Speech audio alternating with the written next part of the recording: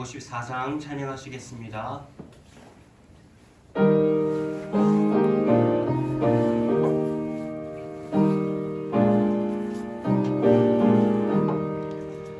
내 주의 보혈을 정하고 정하다 내 죄를 정케 하신 주 날 오라 하신다.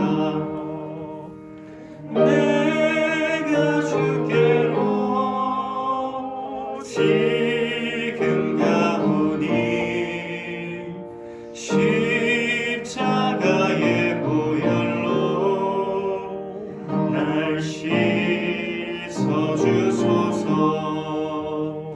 약하고 주에도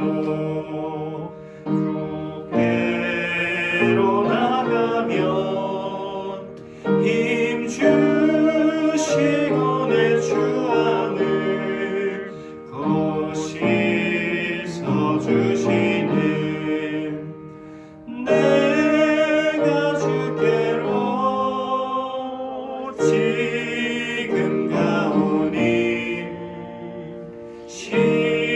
십자가의 보혈로 날 씻어주소서.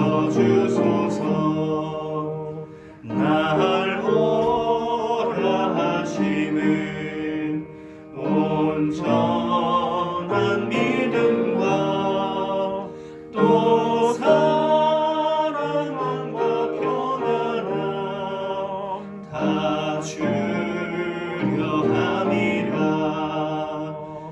내가 주께로 지금 가오니 십자가의 보혈로 날 씻어주소서. 큰 죄인 복받아 살기를 얻었네.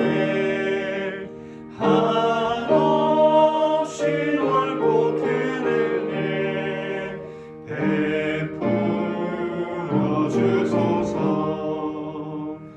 내가 주께로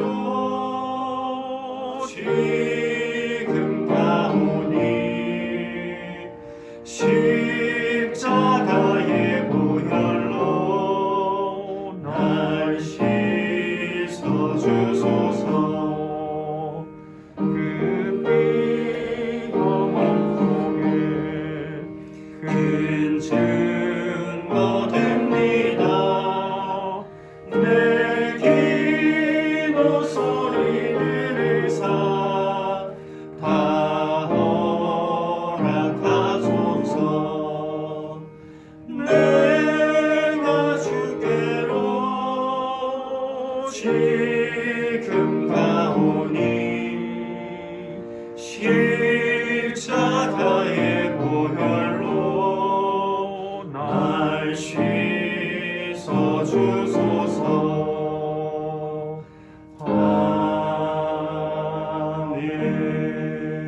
아멘. 시간이 되었습니다. 다 같이 묵상하심으로 수요 예배를 하나님께 올려드리겠습니다.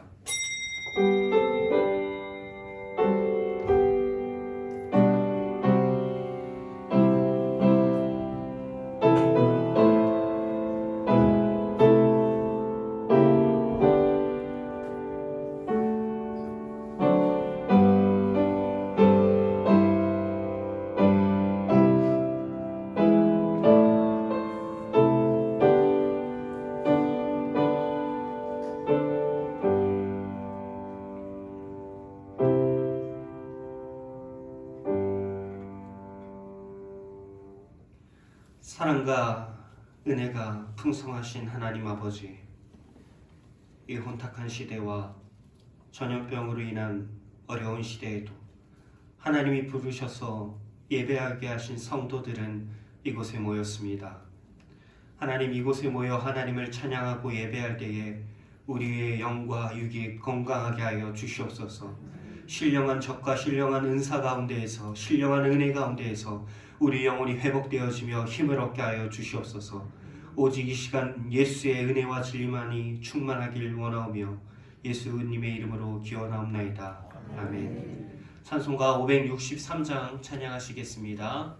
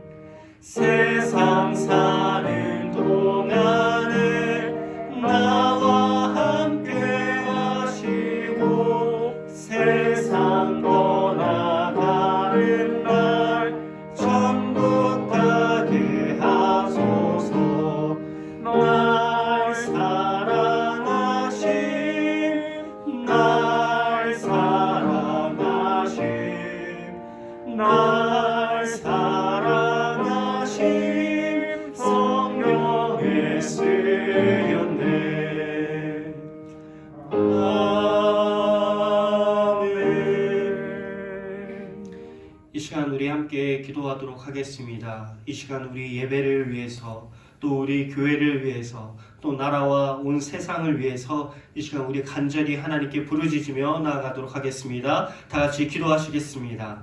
하나님 아버지, 우리의 예배를 받아 주시옵소서. 이 예배에 하나님의 은혜와 진리가 충만하게 임하게 하여 주시고 하나님 하늘의 문간의 문을 열어주셔서 우리의 영의 양식들을 우리에게 한량없이 내려 주시옵소서.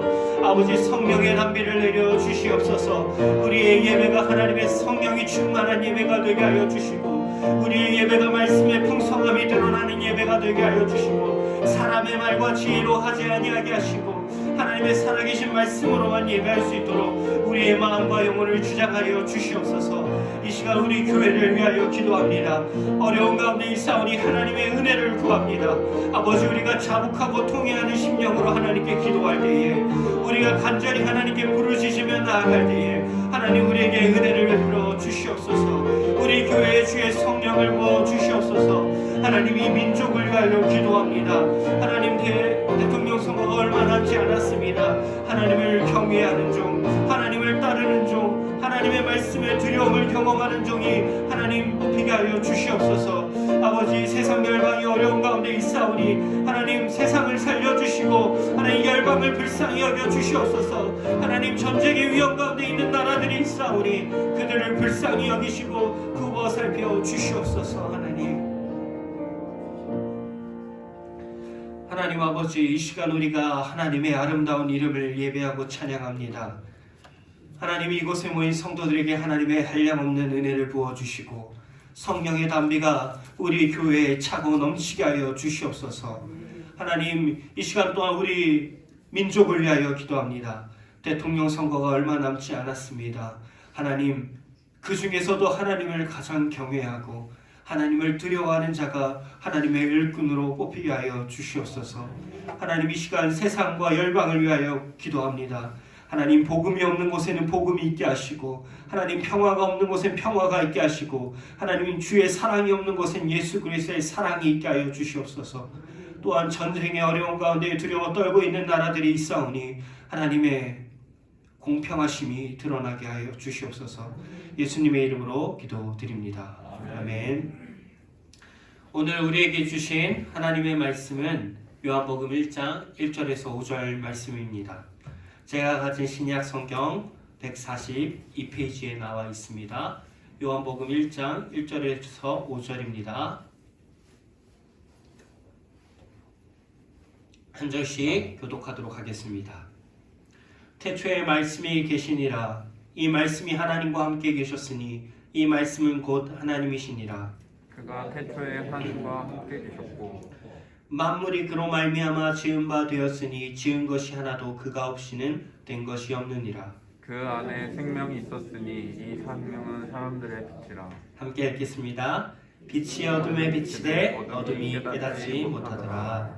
아멘. 성도님들, 오늘 저희가 함께 읽은 본문, 그리고 좀 더 넓게 보면 요한복음 1장 1절에서 18절은 성경학자들에게 이렇게 불려집니다. 요한복음으로 들어가는 현관, 성경학자들은 그렇게 부릅니다. 여러분, 현관은 참 중요하죠. 혹시 성도님들께서도 다른 사람의 집을 가보셨거나 신방해 보신 적이 있으시다면 분명 그 집의 현관을 통해서 집 안으로 들어가셨을 것입니다. 우리 그때의 기억을 한번 되돌아볼까요? 여러분이 누군가의 집 현관에 딱 들어섰을 때 가장 먼저 무엇이 느껴지십니까? 그 집의 첫인상이 느껴지죠. 어떤 집은 너무 정리가 잘 돼 있어서 정말로 반질반질한 집이 있는가 하면, 또 어떤 집은 너무 현관부터 정리가 되어 있지 않아서 마치 전쟁통과 같은 그런 집들이 있습니다. 그리고 또 어떤 곳은 향긋한 냄새가 딱 코에 들어오기도 하지만 또 어떤 집은 뭔가 좋지 않은 냄새가 코를 찌르기도 하죠. 그리고 이런 첫인상을 갖고 현관을 지나 집 안으로 들어가 보면 놀랍게도 대부분 그 첫인상과 그 집의 전체적인 상황과 분위기는 대부분 크게 다르지 않습니다. 즉, 우리는 현관을 통해 이미 그 집 전체의 분위기를 느끼게 된 것이죠. 오늘 본문도 마찬가지입니다. 오늘 본문은 요한복음으로 들어가는 현관으로 성경의 저자는 자신의 복음서로 들어오는 우리들에게 가장 전하고 싶어하는 중요한 메시지와 중요한 주제들을 이 현관 안에 가득가득 응축해 놓고 있습니다. 마치 엑기스인 것이죠. 그리고 오늘 우리는 그 엑기스, 물론 18절까지 다 다루지는 못하지만 오늘 본문인 1절에서 5절을 중심으로 말씀을 나눌 때 우리의 영혼과 신앙과 또 건강을 다시 건강하게 살리는 그 엑기스를 다 한 잔씩 맛보실 수 있는 그런 시간이 되기를 간절히 소원합니다. 그리고 또 우리는 이 복음의 현관에서 복음의 향기를 맡으며 그 향기에 취해서 우리 안에 다시 한번 복음의 감격이 회복되어지기를 또한 간절히 바랍니다. 오늘 우리가 읽은 본문은 어떤 단어로 시작이 됩니까? 어떤 단어로 시작이 되고 있습니까? 맞습니다. 바로 태초에라는 단어로 시작이 됩니다. 여러분, 사도 요한은 자신의 복음서를 시작하면서 태초에라는 말과 함께 시작을 하고 있습니다. 그 이유는 무엇일까요?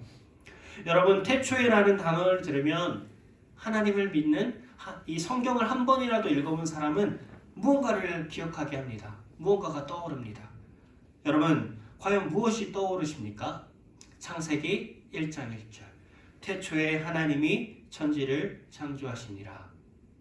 이 말씀이 떠오를 수밖에 없죠. 여러분, 요한은 자신의 복음서를 시작하면서 아주 의도적으로 우리에게 천지 창조를 떠오르게 만들었습니다. 여러분, 창조는 그럼 무엇이었습니까? 공허하고 혼돈하며 흑암이 깊음 위에 있던 그 땅을 하나님께서 빛을 비추시고 말씀으로 세상의 질서를 잡으셔서 심히 보시기에 좋게 하신 그런 엄청난 사건이 아니었습니까? 사실 우리의 믿음의 뿌리도 바로 이곳에 있습니다. 사도신경이 이렇게 시작됩니다. 전능하사 천지를 만드신 하나님 아버지를 내가 믿습니다. 이렇게 우리의 신앙을 시작하죠.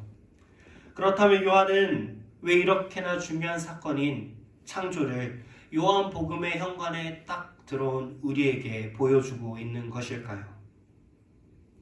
왜 그 현관에서 창조의 향기를 맡게 하는 것일까요? 여러분, 요한은 자신이 전하고자 하는 예수의 복음, 자신이 전하고자 하는 예수의 복음은 마치 태초의 창조의 복음과는, 아니 어쩌면 그 이상의 놀랍고 중요한 이야기라는 것을 넌지시 우리에게 알려주고 있는 것입니다.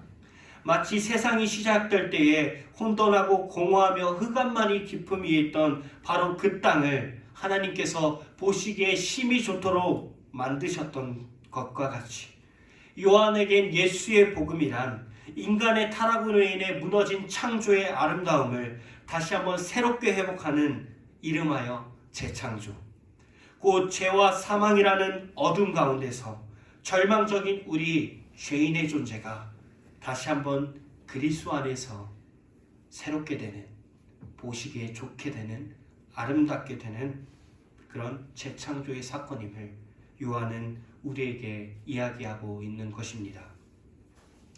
고린도후서 5장 17절은 이것을 아주 잘 명쾌하게 말해줍니다. 우리 다 같이 외웠던 말씀입니다. 함께 읽어보도록 할까요? 시작. 그런즉 누구든지 그리스도 안에 있으면 새로운 피조물이라, 이전 것은 지나갔으니 보라 새 것이 되었도다. 요한은 요한복음의 현관에 들어온 우리에게, 앞으로 우리에게 펼쳐질 그 요한의 복음은 죄인인 우리가 그리스도 안에서 새롭게 심히 보기에 좋게 만들어지는 그런 재창조의 역사임을 보여주고 그것을 선포하고 있는 것입니다. 그럼 그 놀라운 예수의 복음의 내용은 어떤 내용일까요? 우리 계속해서 요한의 외침을 들어봅시다. 1절 제가 다시 한번 읽도록 하겠습니다. 태초에 말씀이 계시니라. 이 말씀이 하나님과 함께 계셨으니 이 말씀은 곧 하나님이시니라.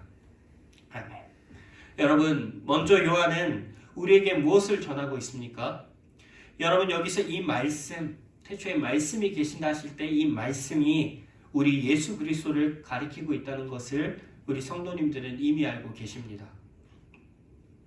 요한은 바로 이 태초에 계셨던 말씀이 하나님과 함께 계셨던 분이라고 전합니다. 그런데 요한은 더 나아가 곧 이 말씀, 하나님과 함께 계셨던 말씀은 곧 하나님이시라고도 말하고 있습니다. 여러분, 이 두 문장이 함께 할 수 있는 문장입니까? 이 두 문장은 서로 모순이 되지 않습니까? 태초에 말씀이 하나님과 함께 계셨는데 어떻게 또 그 말씀이 하나님이시라는 걸까요? 우리는 여기서 삼위일체 교리를 마주하게 되는 것입니다. 웨스트민스터 신앙고백서 2장 3절은 이 삼위일체에 대해서 이렇게 정의합니다. 신격의 통일성 안에 동일한 본질과 능력과 영원성을 가진 세 분, 즉 성부 하나님과 성자 하나님과 성령 하나님이 계신다. 쉽게 말하면 성부, 성자, 성령은 삼위로 계시면서도 동등한 본질을 갖고 계신 우리 참 하나님이시라는 것입니다. 따라서 당연히 오늘 본문에 등장하신 말씀, 우리 예수 그리스도께서도 당연히 영원전부터 계셨던, 선지하셨던 삼위일체 하나님, 진정으로 우리 예수님은 참 신, 참 하나님이라는 것을 요한은 우리에게 1절을 통해서 분명하게 가르치고 있습니다. 여러분, 예수님이 참 하나님이시라는 이 사실을 기억하는 것은 복음을 배우고 복음을 이해하고 복음을 얻을 때에, 기억할 때에 아주 중요한 부분입니다. 거기서 복음의 가치가 비로소 실현되기 때문입니다. 요한은 그것을 잘 알았기에 이렇게 예수님의 참 하나님의 되심을 분명히 밝히며 자신의 복음서를 시작하고 있는 것이죠. 요한이 예수님을 말씀, 여러분도 담임 목사님을 통해서 들어보셨을 로고스라고 부른 것도 바로 이런 이유에서였습니다.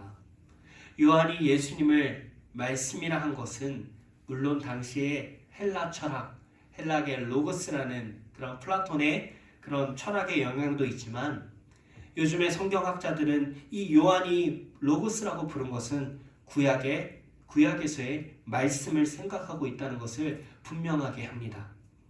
여러분, 구약 성경에서 말씀은 무엇이었습니까? 제가 질문을 한번 해보겠습니다. 여러분, 하나님은 무엇으로 천지를 창조하셨습니까? 말씀. 여러분, 하나님은 자신들의 백성과 무엇으로 언약을 맺으셨고 무엇으로 그들을 구원하셨습니까? 말씀. 여러분, 또 하나님께서는 무엇으로 자신의 뜻을 자신의 백성들에게 계시하셨습니까? 말씀. 그렇습니다. 여러분, 이 말씀 헬라어 로고스, 히브리어로는 다바르. 이 말씀은 구약의 시대, 아니 그 이전의 시간의 차원을 넘은 그 이전 태초에도 언제나 참 하나님으로서 세상을 창조하시고 자기 백성들을 구원하시고 자기 백성들에게 자신의 말씀을 계시하셨던 진정한 하나님이라는 것을 요한은 이 말씀 로고스 다바르 이 단어 하나에 내포하고 있는 것입니다. 3절에 만물이 그로 말미암아 지은 바 되었으니 지은 것이 하나도 그가 없이는 된 것이 없느니라. 이 말씀도 사실 요한은 이 땅에 인간의 몸을 입고 오신 예수 그리스도께서는 역시나 진정한 하나님이시다. 이것을 가르치는 본문입니다. 세상의 모든 피조물과 만물을 친히 창조하신 분이신, 창조한 분이신 예수님이라는 것을 증언하고 있는 거죠. 어떻게? 긍정문 하나와 부정문 하나. 위에 만물이 그로 말미암아 지은 바 되었다. 이것은 긍정문. 또 지은 것이 하나도 그가 없이는 된 것이 없다. 이건 부정문. 이렇게 요한은 치밀하게 긍정과 부정을 섞으면서 예수님은 이런 하나님이시다. 예수님은 창조하신 창조주이시다. 이것을 요한은 분명하게 말하고 있는 것입니다. 사랑하는 여러분 그렇게 사실 우리는 언제나 그 말씀이신 예수를 향해야 하며 예수를 바라보아야 하는 존재들입니다. 우리는 예수 안에 거해야만 하고 예수 안에 있어야만 하는 존재들인 것이죠. 왜 그렇겠습니까? 우리는 하나님이신 예수님으로 인해 지어졌을 뿐만 아니라 또 4절의 요한의 말과 같이 그 말씀이신 성자 예수님 안에 생명이 있기 때문입니다. 그리고 요한은 이어 이 생명은 사람들의 빛이라고 4절을 통해 설명하고 있습니다. 여러분, 이 사람들의 빛이라 이 말을 더 정확하게 번역을 해드리면 이 생명은 사람들을 위한 빛이다. 이런 뜻입니다. 그렇기에 오늘 말씀은 우리 사람의 생명이 여러분에게 우리 사람을 위한 빛과 생명이 어디에 또 누구에게 있다고 말하고 있습니까? 여러분을 위한 여러분의 생명은 어디에 있습니까? 사랑하는 성도님들, 우리 창조주 참 하나님이신 예수님 안에 우리의 진정한 생명, 우리의 생명이 있음을 믿으시길 바랍니다. 우리 예수님은 진실로 우리의 신체적이고 그리고 우리의 영적인 생명의 근원이 되십니다. 우리의 생명의 근원은 그 무엇도 아닌 세상의 그 어떤 가치도 아닌 물질, 권력, 과학, 기술, 의학 그런 곳에 우리의 생명이 있는 것이 아닙니다. 오직 예수님 안에 우리의 생명이 있음을 믿으시는 우리 성도님들 되시길 간절히 소원합니다. 그렇다면 우리의 믿음이 때때로 흔들리고 우리의 몸과 마음이 때때로 고단하고 고난과 고통 가운데 허덕일 때 우리의 가정과 교회가 우리의 모든 삶과 현실이 죽음과 같은 절망으로 빠져들어갈 때 마치 생명이 사라져 가는 것만 같을 때에 우리는 누구를 바라보아야겠습니까? 우리는 누구를 향해야겠습니까? 우리는 어디서 우리의 도움을 구하며 누구에서 구원의 은혜를 바라며 누구에게서 우리의 생명을 찾고 누구에게서 우리의 생명을 요구하겠습니까?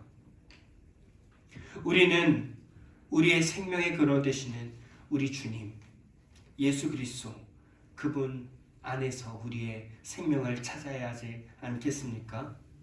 사랑하는 성도님들, 다시 한번 우리 성도님들의 현실과 삶 가운데에 우리 예수님께서 마르지 않는 생명의 근원이 되어주시기를, 영원히 마르지 않는 생명의 샘물이 되어주시기를 다시 한번 주님의 이름으로 소원합니다. 그런데 이렇게 딱 끝났으면 좋았을 텐데 요한은 하지만 바로 이어서 이렇게 이야기하죠. 빛이 어둠에 비추되 어둠이 깨닫지 못하더라. 여러분, 요한은 우리가 살아가는 세상을 또 그 안에서 살아가는 인생을 어둠이라고 표현합니다. 여러분, 어둠은 그 어떤 조금의 빛도 없는 빛의 부재를 이야기하며 적극적인 악, 하나님에게서 벗어남, 영적으로 무지, 영적으로 눈이 어두움, 타락하고 죄가 가득함을 뜻하는 단어입니다. 그리고 사실 이것이, 이런 어둠이 바로 우리의 부정할 수 없는 현실입니다. 성경은 우리 인간을 절대로 긍정적으로 이야기하지 않습니다. 어떤 선함에 대한 가능성을 이야기하지 않고 있다는 것입니다. 인간에 대한 성경의 가르침은 오직 전적 타락이요 전적 부패입니다. 에베소서 2장 1절은 이런 우리의 현실을 이렇게 표현합니다. 허물과 죄로 죽었던 너희. 여러분, 우리의 모습은, 우리의 현실은 허물과 죄로 죽어가는 자도 아닙니다. 점차 죽어가는 사람도 아닙니다. 성경은 우리에게 이미 우리를 허물과 죄로 죽어있는 상태, 사망한 상태, 파산한 상태라고, 본질상 진노의 자녀라고 분명히 이야기하고 있지 않습니까? 여러분, 바로 이것이 우리의 현실입니다. 성경이 그렇게 말하고 있습니다. 사랑하는 우리 성도님들, 저는 인간을 또 여러분을 비난하고 싶은 마음은 조금도 없습니다. 왜냐하면 저도 똑같은 존재이기 때문입니다. 하지만 우리는 이런 우리의 상태를 절실히 깨닫고 알아야만 합니다. 그것이 중요합니다. 그 이유는 단 한 가지, 죽음의 깊이와 죽음의 절망을 알지 못하는 사람은 결코 생명의 은혜와 생명의 기쁨 또한 깨닫지 못하기 때문입니다. 즉, 자신이 얼마나 철저히 죄인이며 죽어 마땅한 자라는 것을 아는 자만이 예수 그리스도께서 우리에게 값없이 주신 그 생명의 은혜를, 구원의 기쁨과 감격을 진짜로 철저히 깨달을 수 있게 되기 때문입니다. 죄가 더한 곳에 은혜가 넘친다. 성경은 그것을 말하고 있죠. 여러분, 실제로 역사상 위대한 신앙인들, 그들은 모두 언제나 자신이 비참한 죄인이라는 것을 철저히 깨달았던 사람들입니다. 여러분들이 잘 알고 있을 어거스틴, 또 조나단 에드워즈, 데이비드 브레이너드 등 모든 신앙의 위대한 인물들은 이것을 깨달았습니다. 바울도 자신을 무엇이라고 표현합니까? 자신을 죄인 중에 괴수다 이렇게 말하지 않습니까? 베드로도 마찬가지입니다. 그가 주님을 보는 순간 무엇이라고 외쳤습니까? 주여, 나를 떠나소서, 나는 죄인이로소이다. 사랑하는 성도님들, 이렇게 세상이 아무리 어둠이라 할지라도, 하지만 우리에게 아무리 어둠이 있다 할지라도, 하지만 우리에게 소망이 전혀 없지는 않지요. 요한은 그 복음, 그 소망을 이미 5절에서 이렇게 이야기하고 있습니다. 다시 한번 읽어보도록 하겠습니다. 5절입니다. 시작. 빛이 어둠에 비치되 어둠이 깨닫지 못하더라. 여러분, 이 구절은 사실 굉장히 오해의 소지가 있고 해석하기 어려운 본문입니다. 이 구절은 마치 빛이 아무리 어둠을 때리고 아무리 어둠 가운데 비친다 하더라도 결코 그 빛을 어둠이 깨닫지 못한다, 이렇게 이야기하는 것 같습니다. 하지만 이 깨닫지 못하더라라는 이 문장의 문자적인 의미, 진짜 의미는 사실 그런 의미가 아닙니다. 여러분 성경에 이렇게 각주가 달려있죠. 성경 밑을 따라가면 이 깨닫지 못하더라를 어떻게 설명하고 있습니까? 좋은 성경은 있을 겁니다. 이 성경은 이 깨닫지 못하더라를 이기지 못하더라 바로 이렇게 이야기하고 있습니다. 여러분 이 말은 바로 이 말입니다. 즉 우리는 오늘 본문을 이렇게 읽을 수 있게 되죠. 빛이 어둠에 비치되 어둠이 결코 이기지 못하더라. 즉 예수 그리스도의 복음을 전하는 요한은 요한복음의 현관에 들어온 우리에게 확실히 복음이 승리할 것을, 복음의 승리를, 소망의 향기를 우리에게 맡게 하고 있는 것입니다. 아무리 깊은 어둠이라 하더라도, 우리가 아무리 죄인이라 하더라도, 죄인 중에 개수이며 에베소서의 말씀과 같이 이미 허물과 죄로 죽어있는 우리라 하더라도 우리 예수 그리스도의 빛이, 예수 그리스도의 생명이 우리 안에 비추인다면 우리 안에 있는 어둠과 죄와 사망은 이길 수 없다는 것입니다. 우리 안에 있는 죄와 사망의 어둠의 권세는 떠나갈 수밖에 없음을 이야기하는 것이죠. 사랑하는 성도님들, 이것이 복음, 이것이 우리가 지금 누리고 있는 구원의 은혜가 아닙니까? 우리는 이미 스스로 알고 있지 않습니까? 사실 우리의 상태가 얼마나 비참하고 악한 죄인인지. 또 하지만 우리의 생명의 근원이 되시는 우리 예수님의 은혜는 그거보다 크다는 것을, 우리가 이렇게 구원의 은혜를 받고 예배를 드리며 살아갈 수 있는 이유가 바로 그 은혜가 있기 때문인 거 아닙니까? 어쩌면 우리 성도는 그 자체로, 여러분 자체로 살아있는 복음의 증거입니다. 복음이 있다는, 복음은 참되다는 증거가 바로 여러분인 것이죠.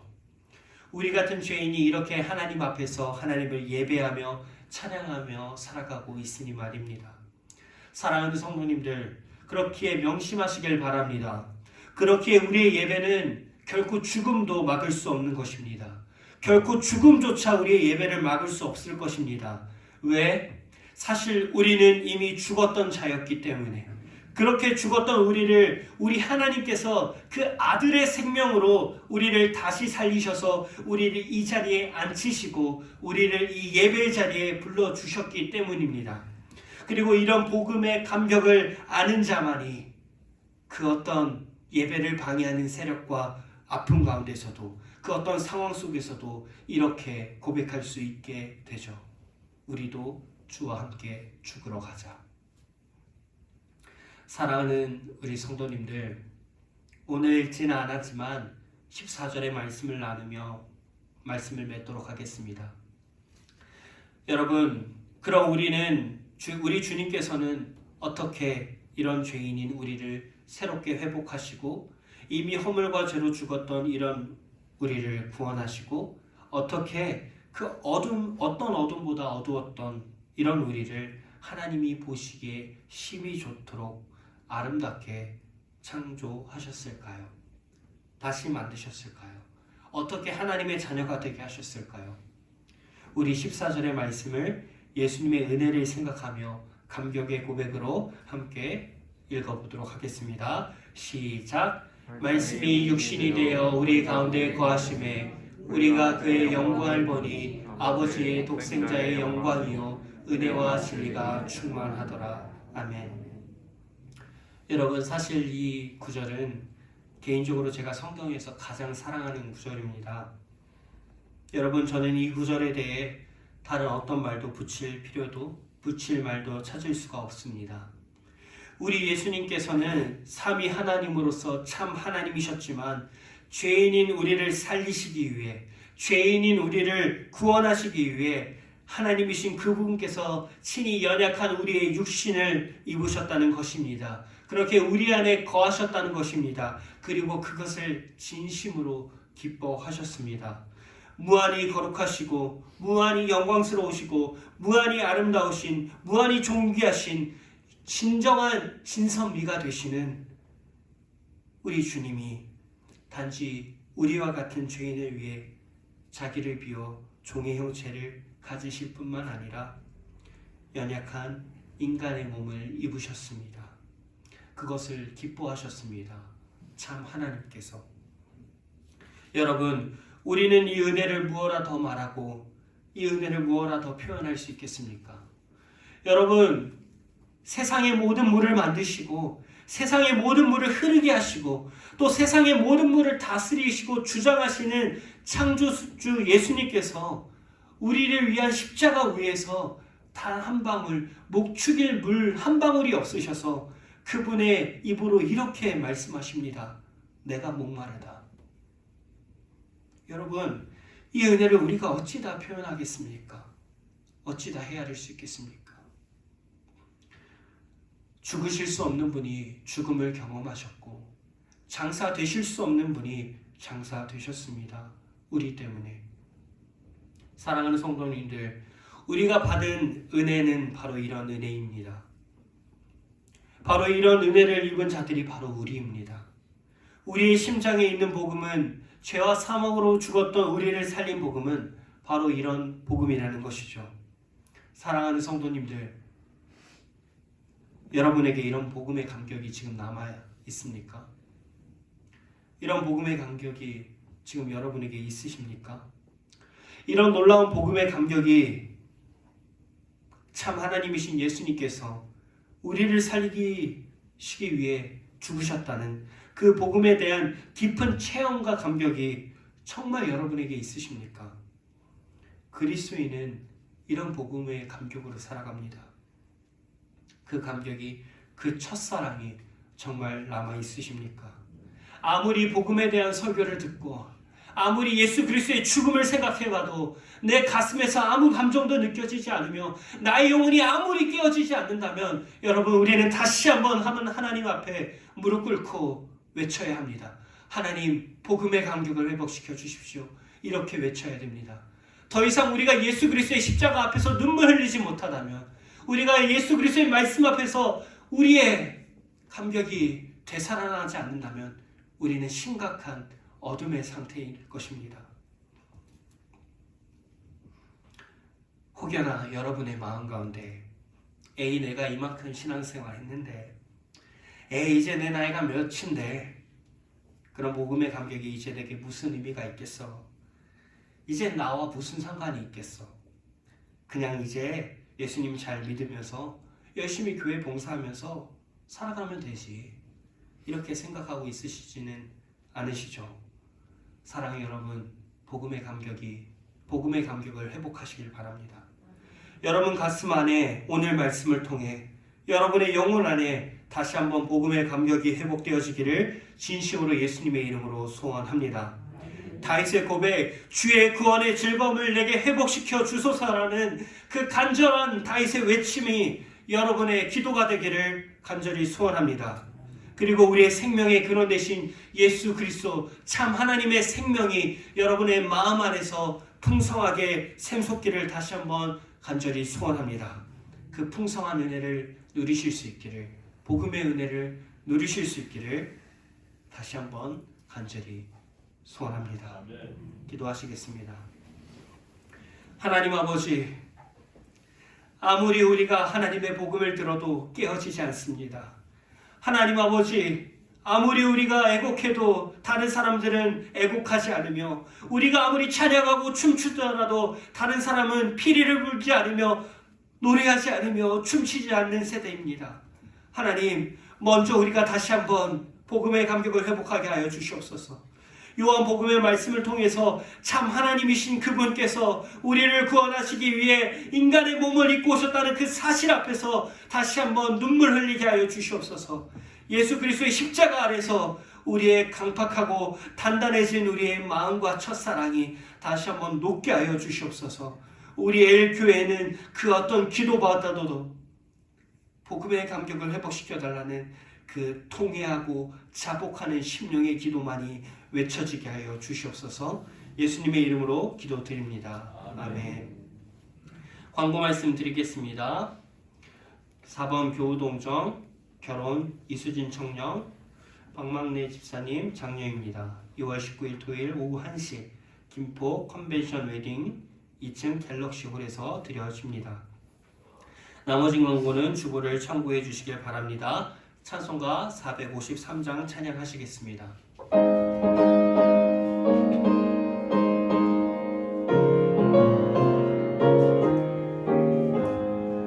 예수도 알기 원하네 크고 넓은 은혜와 대속해 주신 사랑을 간절히 알기 원하네 내 평생의 소원 내 평생의 소원 대속해 주신 사랑을 간절히 알기 원하네 성령이 스승되셔서 진리를 가르치시고 거룩한 뜻을 깨달아 예수를 알게 하소서 내 평생의 소원 내 평생의 소원 대속해 주신 사랑을 간절히 알기 원하네 성령의 감화 받아서 하나님 말씀 배우니 그 말씀 한 절 한 절이 내 맘에 교훈 되도다 내 평생의 소원 내 평생의 소원 대속해 주신 사랑을 간절히 알기 원하네 예수가 계신 보좌는 영광을 울려이도다 평화의 왕이 오시니 그 나라 왕성하도다 내 평생의 소원 내 평생의 소원 대속해 주신 사랑을 간절히 알기 원하네. 헌금기도 주기도문 하심으로 수예배를 마치도록 하겠습니다. 헌금에 기도하도록 하겠습니다. 하나님 아버지 사랑하는 우리 성도님들 이 예배 자리에 나올 때 복음에 대한 감격을 생각하며 우리 하나님께 귀한 예물을 올려드렸습니다. 하나님께 마음을 표현하고 자복하고 통회하는 심령으로 드린 이 헌물을 주님 귀히 받아 주시옵소서. 우리 하나님께 드린 이 헌물들이 물 위에 띄워놓은 떡과 같이 다시 우리에게 돌아오며 하나님의 한량없는 은혜와 부어주심으로 우리에게 채워지게 하여 주시옵소서. 하나님 아버지 또한 이 헌물이 쓰이는 곳마다 고아들의 눈물이 닦아지게 하시고 아픈 영혼들이 치유되게 하시고 어르신들과 노역자들이 회복될 수 있는 예수 그리스도의 사랑의 섬김이 드러나게 하여 주시옵소서. 그를 통하여 하나님 홀로 영광 받아 주시옵소서. 이 예배를 마치며 나아가오니 하나님 우리가 나아갈 때는 우리의 마음 안에 복음의 감격의 강물이 흘러 넘치게 하여 주시옵소서. 예수님의 이름으로 기도합니다. 아멘. 하늘에 계신 우리 아버지여 이름이 거룩히 여김을 받으시오며 나라의 임하옵시며 뜻이 하늘에서 이룬 것 같이 땅에서도 이루어지이다.